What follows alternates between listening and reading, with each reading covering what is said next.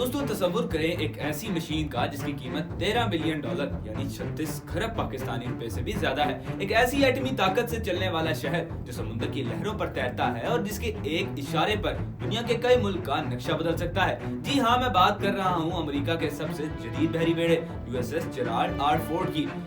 Wall street journal की एक हालिया रिपोर्ट ने पेंटागन के ऐवानों में जलजिला पैदा कर दिया है। ये जहाज जो ईरान को डराने निकला था, खुद अपने अंदरूनी मसाइल की वजह से अपने ही मल्लाहों के लिए तकलीफ गाह बन चुका है। आज की इस वीडियो में हम इस चमकती हुई मशीन के पीछे छुपे इन काले हकायक को बेनकाब करेंगे, जिन्हें सुनकर आपके रोंगटे खड़े हो जाएंगे। दोस्तों किस्सा शुरू होता है मई 2023 से, जब इस जहाज को सिर्फ 6 माह के लिए मशरिक वस्ता रवाना किया गया। लेकिन फिर अकाइल की जंग छिड़ गई। अमेरिका ने ईरान को वार्निंग देने के लिए इस जहाज को वहीं रोक लिया।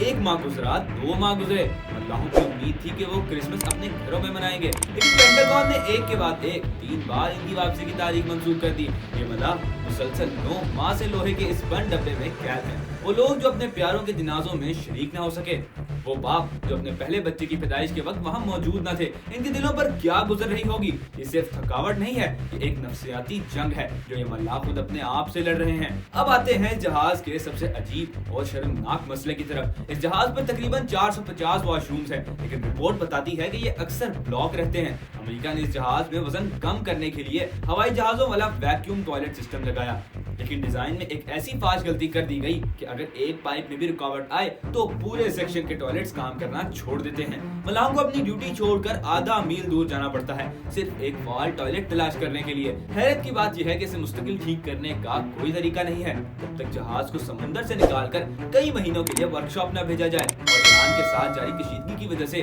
अमेरिका यह खतरा मोल नहीं ले सकता। नतीजा क्या होगा? हर हफ्ते बाद पाइपों में तेजाब डाला जाता है, जिस पर हर बार $4 लाख खर्च होते हैं, यानी टैक्स दहिंदगान का पैसा नालियों में बहाया जा रहा है। इस तवील क़याम और इन बुनियादी सहूलियात की कमी ने मलाहों के असाब को झंझोड़ कर रख दिया है। वॉल स्ट्रीट जर्नल के मुताबिक जहाज पर खुदकुशी की रुझानात और शदीद डिप्रेशन के केसेस रिपोर्ट हुए हैं।